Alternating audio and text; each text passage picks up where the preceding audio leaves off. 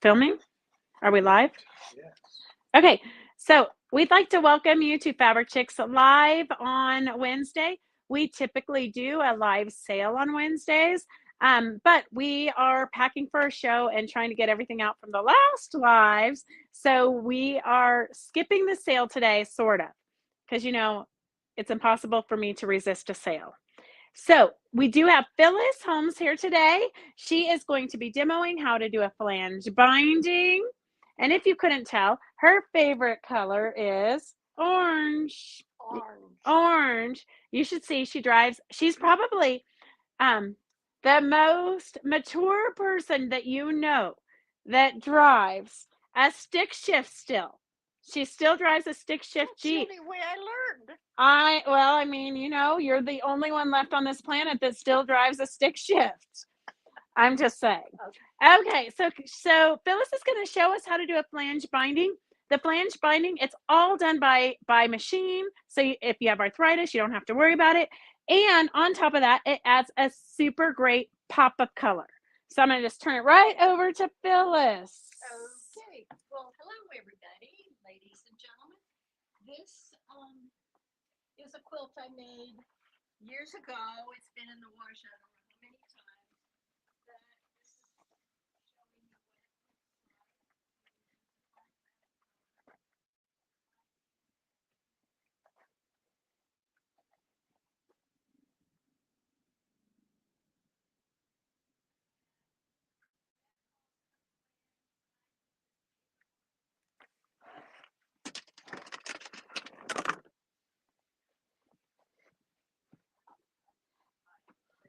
it actually is a flange. And so when you cut your fabric, you have to remember that the flange fabric is, when you cut it, is bigger than the fabric you choose for your binding. But when you sew them together, the flange looks smaller, but it's really at the bigger of the two. Do we have more of these? Do we have more of these? Oh.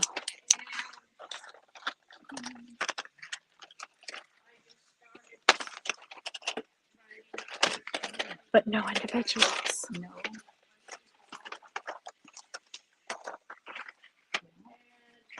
You're going to cut your two strips of two different colors.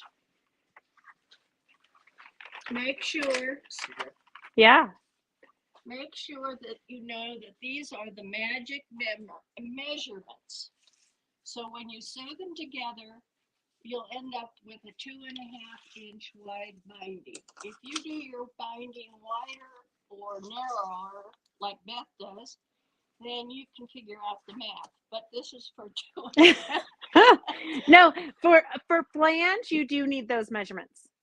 Yeah. Okay. I might even do 1 3/4, I think, on one of them. Okay. I don't know. I always do 2.5. That's the only thing I know.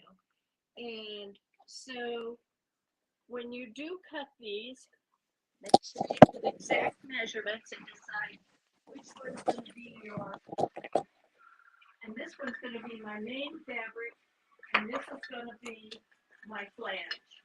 So you can see that this one's bigger. I usually show the first page. Oh, sure. Okay, give them a free start over because they couldn't really hear you.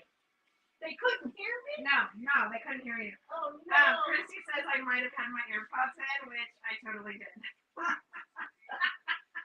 Forget it. Phyllis is quitting. That's it. I'm done. That's it. I don't repeat. Yeah. Well, anyway.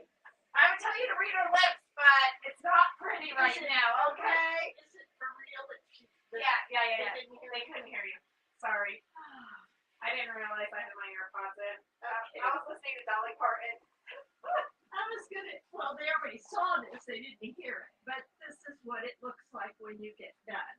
The flange is the bigger of the two fabrics. And so when you cut them, these are the magic measurements.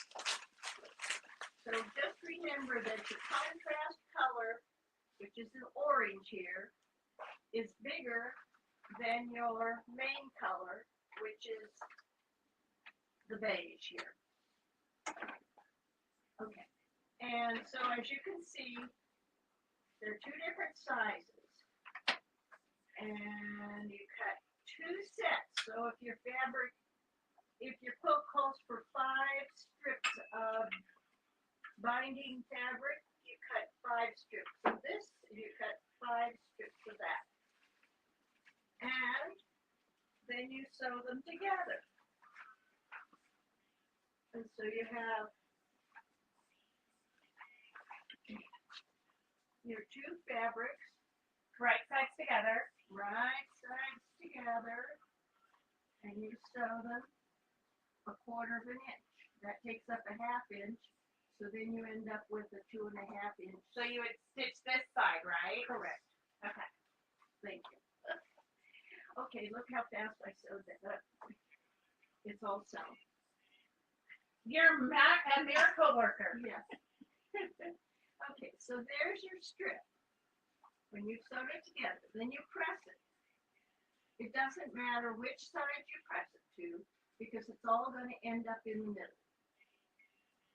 But in this case, I just pressed it to the dark. And then you fold it exactly in half. And you end up Just with, like you would a regular binding. right. Mm-hmm. Now, when you're joining these two pieces together, excuse me, when you're sewing the 5 different strips together for your binding, do it on the diagonal as you usually do, like this. At a 45-degree angle so that you spread out the bulk of the fabric. Yeah.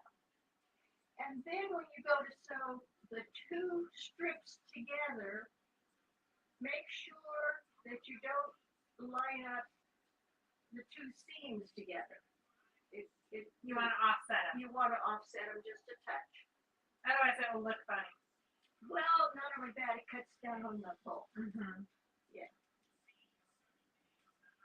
Okay, so if anybody has questions about how to do a flange binding, you can just type them in and we'll have Phyllis, the expert, answer the questions for us.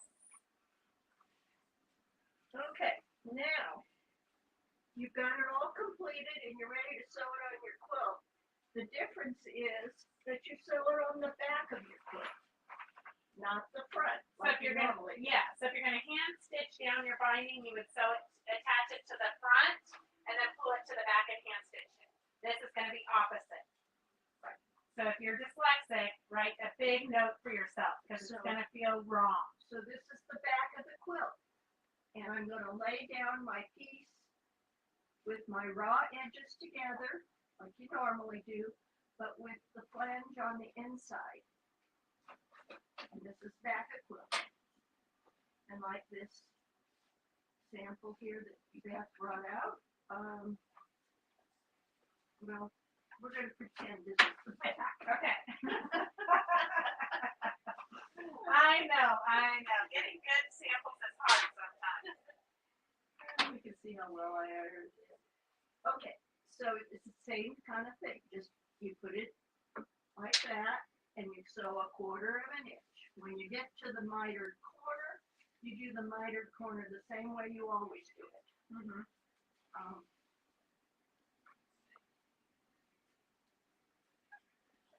Yeah.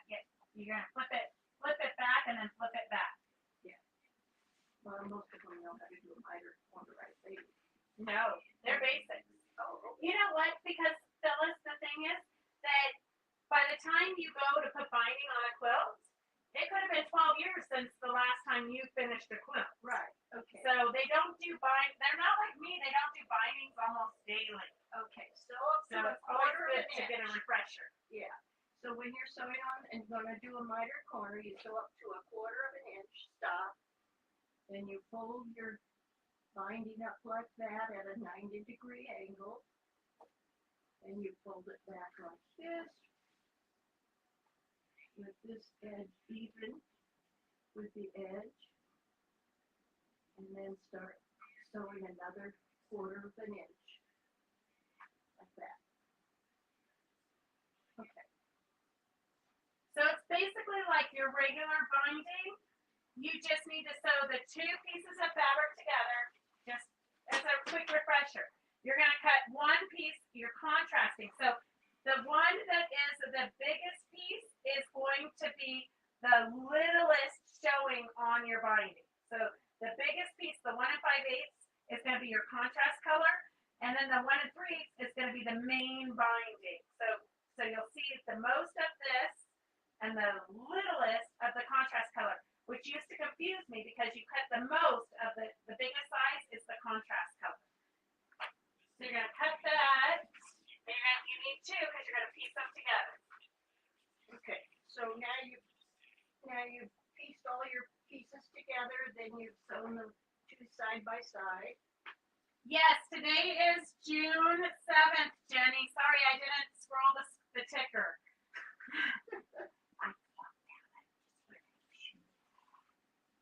Okay, now, after you've got it all sewn down, you flip it back, and you flip the whole thing over To the front of your to the quilt. front of your quilt. Now, I like to use just a little tiny stitch. You can do stitch in the ditch or right along the edge of the flange, and therefore you don't have to do any hand sewing. You're done when you're done. So you're going to want a thread that matches your main binding. Well, here we did it you want reverse. it to match This either one we did reverse. Yes. Yeah. Yeah. You do it either. Well, If you're going to do stitch in the I'm ditch, sorry, but on this demo, this is your contrast color, so it got me a little bit confused. you're confused. You're going to get them confused. Yeah, I used red thread on that. You can barely see it. Okay. And then you're done. And like I say, when you get to your mitered corner, you're going to be working on the back side of your quilt, but you won't. It won't matter because when you pull it to the front, it's going to be the same as all your other bindings. Right. So I will say, Phyllis, the problem that I have when I do the flange is where you knead it up, getting it to line up perfectly. And it takes some maneuvering, like you have to cheat and force it. 2.5 inches, and then you go to put your 2 ends together. Yes. Yes, to get It's these going to be match. offset. It's going to be a little tricky, but you can do it. And I don't know where I did that on this quilt. So a lot of times when I need to do a binding quick, I'll do a flange binding because I don't have time to hand sew it. But it takes more time to do all the cutting. I know. And so, Yes, but not if you're hand stitching it. That could take you 4 hours. Like I was up till 2 this morning sewing on binding. I know. I'm allergic to hand sewing. Okay.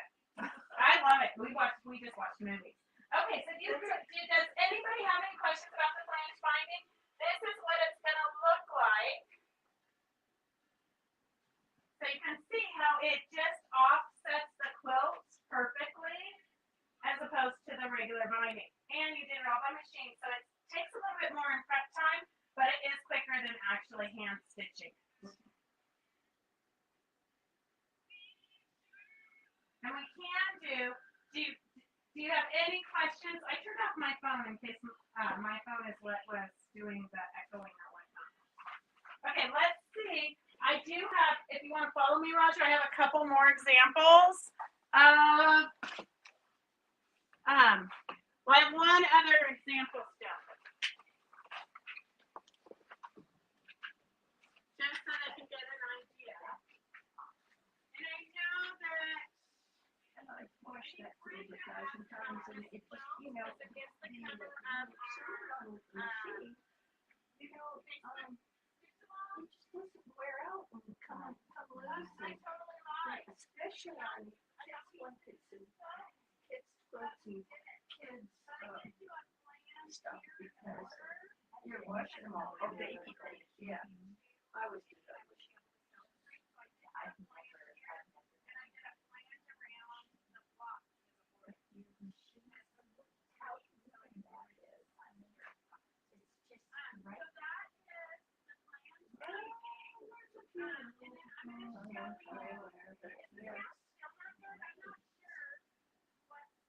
But I don't find it hard to follow an edge like that.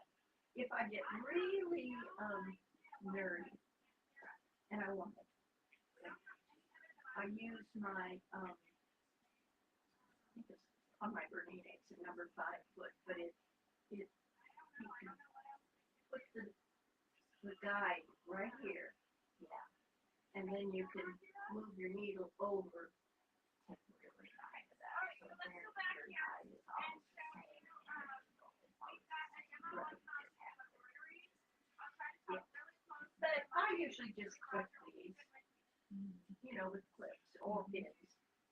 Used to do it with pins all the time, and then of course clips came out, so I had to get modern again. I don't know why the mic's not working. They didn't hear you? They did, but then they keep saying that they can't hear us. They can, and then they can't. I don't know.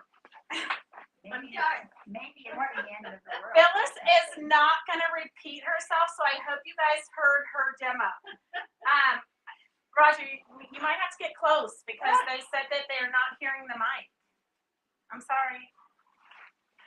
Okay, so this is the demo we did on Monday. We have it completely stitched down onto the canvas. So I was going to try to just have poor Karen sew it into a pillow, but she said that it would be too big of a pillow and it wouldn't look right and it needed to be a wall hanging. So she threw it back on my plate to finish it. Thanks, Karen. Thanks. You're welcome. I think she was being a Karen there. I was having a Karen moment. Okay, so I want to just show you really quick because I know a lot of you have purchased these towels in the past. I know it is handwork, I know, but we have all these really cute giddy up, cute little fun embroidered towels. And so I wanted to show you because somebody said the other day that they bought some and they didn't know how to transfer them. So you need a friction pin or some type of an iron off pin, a wash away pin, some kind of a pin. So we do have friction pins. We have these fun colors. We're not really doing a sale today, but if you do need something, let us know and we'll try to throw it in your basket. Although most baskets, well, I'm not even going to lie. We're working on it, okay? We're working on it. It seems like it's an impossible task. So what I've done is I have taken the pattern here and we have the bottom of the pattern is this dotted line. And then we have the pattern just right here. So I have pinned it so it's in place and we're going to just lay this down. So if you don't have a light box, see how you can see it, but it's a little bit tricky, but you can see the little heart there. But if you just throw, and this is the inexpensive light box for diamond art. So a lot of you have bought this. So you can see how you can see it better with the light box. Does that show it better? And this, there we go. That's the highest level. And these are, Amy has these. Well, we have them, but Amy has more if you want one. They're $20 for the light box. But they're great for taking with you in the car. But let me just make sure that I didn't move it. Okay, so I didn't want to move it. So I'm just going to take my friction pin, which is going to iron off, and I'm just going to trace my pattern, and then I'll go back and do a back stitch with it.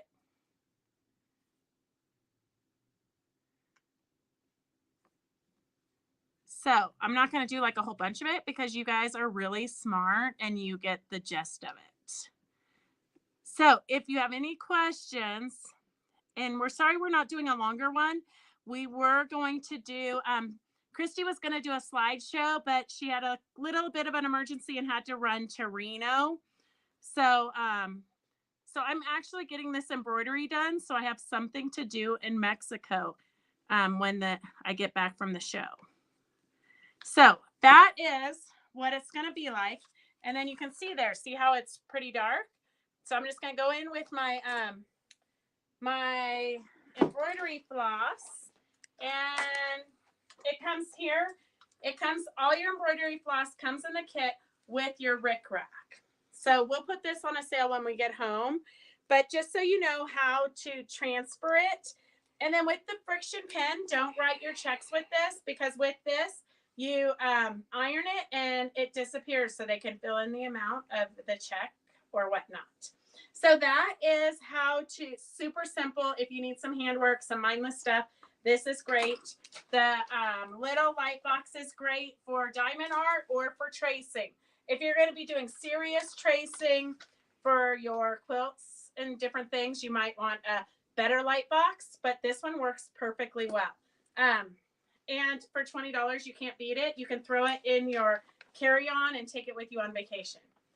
So that, oh, we do have, I don't know if you guys saw the cute little projects that Kathy Holden just did with the slow stitch, and then she put it on top of a bag. So we tracked down the cute little bags. So they're not big, so that your project's not going to take a long time to do.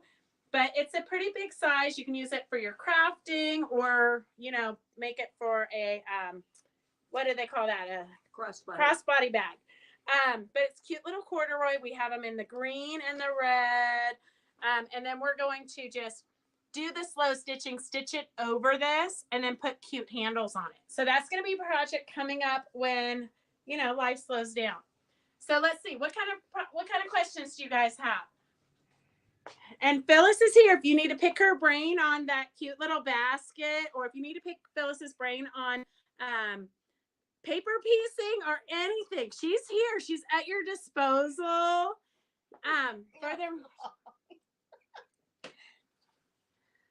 Carolyn, I do not think that we're going to do the pin cushions, only because you're the only one who has asked. So I don't know if, I would love to display the pin cushions, but we haven't organized it. So I don't know that people are bringing them. So I am going to say that we probably are not going to do that, just because we can't get our acts together. Definitely, Jim, better than taping on the windows. I'm going to tell you, we're too old to be taping on the windows. We're too old to be crawling on the ground to base things. We're too old for any of that stuff. We got to, you know, we got to get some modern conveniences.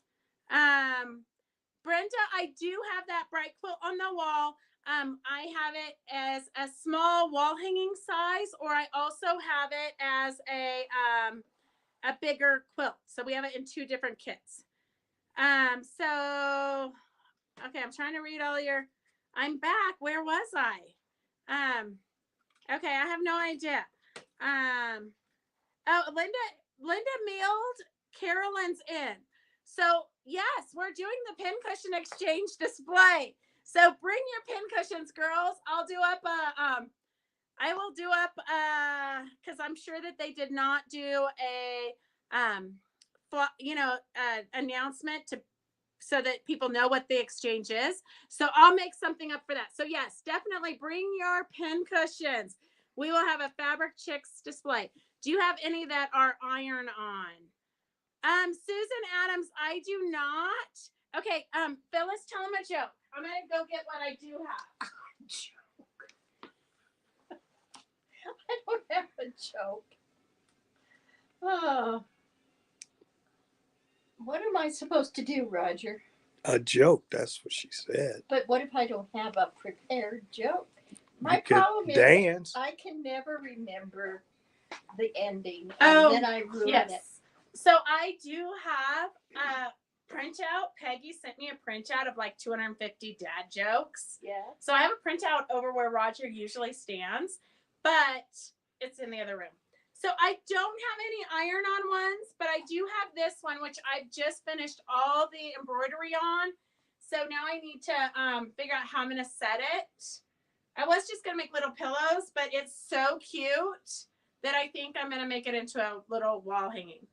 But so this is not an iron-on one, but you can totally do embroidery on this. And we also have that one for the seasons too. Karen, do you know where that one is? Over by the embroidery floss. The one for the season. It's got like a spring and a fall. So these aren't iron on, but they're already on your fabric. So all you have to do is start stitching. Okay, any other questions, Roger? I turned off my phone because I don't know if that was what was affecting. It shouldn't be what was affecting it because I always have my phone on. But... June Sterling says that's a beautiful elephant. Oh, thank you. Pat Condo did that for us. Carolyn said, I'll bring my pin cushion. Okay. Karen will probably bring hers. Okay, perfect. So yes, if anybody has a pin cushion and they want to put it on the display, bring it on, and we'll put it. We'll make a display next to the Quilts for Soldiers display. Rhonda Reeves says, I was going to send my pin cushion with Karen, but you didn't answer me a few weeks ago. Sorry, I'm swamped and I've been sick for 4 weeks. I don't know. I don't even remember you asking. No, not these. no. The I want glamour? I want the piano. Okay, you screwed up, honey. I've been doing that all day. It's been consistent. Actually, I've done it now for 2 days. Oh yeah. You're gonna get fired. Oh, okay. She's like, one can hope. I'm hoping that somebody will fire me. Okay, so we have this one. Oh, you wanted the Panel. I know, I wasn't clear. I'm sorry. I thought you wanted the No. So here's another one that is already pre-printed. Okay, so that's all we have, guys. I think Christy will do what the slideshow that she was going to do today. I think that we can probably get her to do that on Monday. So tune in on Monday because I hate to waste your time for you to log in and not have 2 hours full of fun. But Phyllis was so quick in her demo. I thought we were going to sew the whole thing on. That would take us an hour. No, I'm just kidding. Yeah, come and read the last ones. I'm not sure what they're talking about. Okay. Sorry. I know being sick has really put a damper in my life. Karen, at least you're consistent, Katie says. That's true.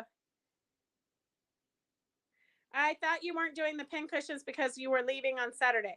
I always leave on Saturday, Christy. That's when the end of the show is. I'm not sure what that means. Hey Phyllis, would you close shop for me? You always look so put together.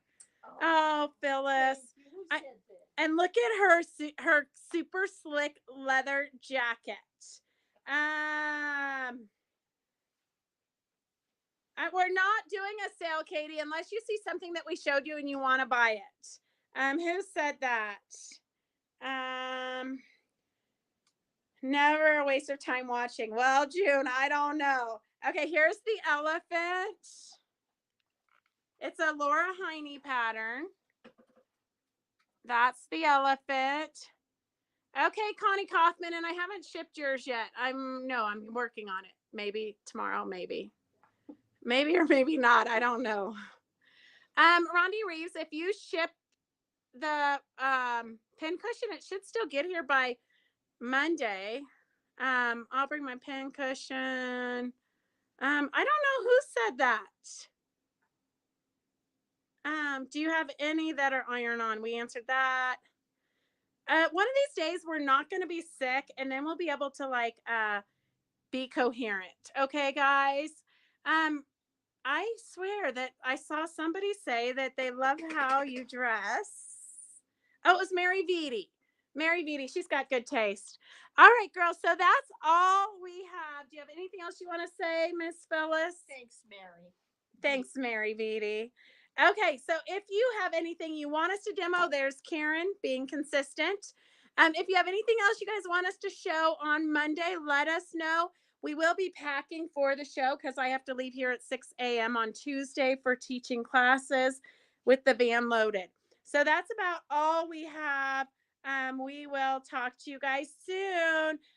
We will see you tomorrow, Fran. Have a good night. All right, go get some. Oh, I know what I want to say to you guys. Let me see. Let me drop this. So we have just sent the contract and the deposit to Zephyr Point, the retreat center. So we will be hosting another retreat May 5th through the 10th. And I know for some of you who are worried about the snow, you could have snow in Tahoe in July, but we can't plan our lives around that. You could also have fires in August. I mean, there's always some kind of natural disaster we can't plan for. So May 5th through the 10th was the next available date they have for us. So look, Christy should be posting that info soon. But we're not going to have a sale for the next 4 weeks. So you can save your pennies for 4 weeks so that you'll have enough money for a deposit. I know 4 weeks because we didn't do a sale today. We have the show next week. We leave for Cabo the next week and we come home from Cabo the next week. So 4 weeks. Phyllis is so excited she gets a vacation. You get a Yeah. month off. Yeah.